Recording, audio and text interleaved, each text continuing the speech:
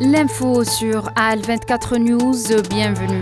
Le ministère palestinien des Affaires étrangères a mis en garde contre le danger et les répercussions du génocide et du déplacement du peuple palestinien, ainsi que le changement du statut historique et juridique en Cisjordanie occupée, y compris Al-Quds.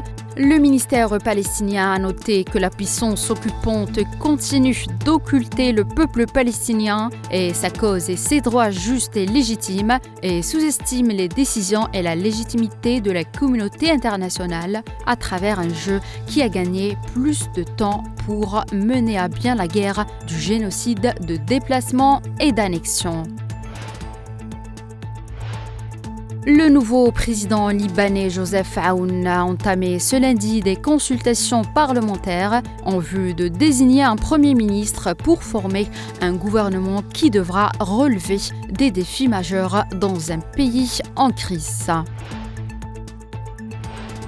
Malgré sa confirmation lors d'un récent discours à la nation qu'il poursuivrait son mandat jusqu'au bout, les faits sur le terrain montrent que la popularité du président français Emmanuel Macron s'est effondrée alors qu'il est assiégé par des demandes de démission pour sauver la Ve République d'une crise plus complexe que la fragmentation politique et des difficultés financières actuelles. Selon un sondage Ipsos SESI, la cote de la popularité de Macron recule à 21% d'opinion favorable, à un point seulement de son record d'impopularité observé durant la crise des Gilets jaunes.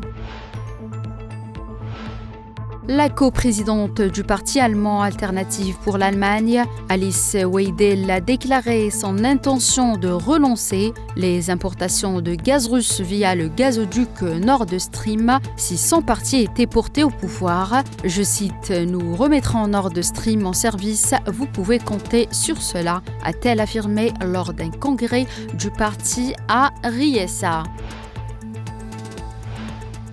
D'après les données de la commission électorale croate, le président sortant Zoran Milanović a obtenu 74,68% des voix au second tour de l'élection présidentielle, l'emportant haut la main sur le candidat des conservateurs au pouvoir Dragan Primorac.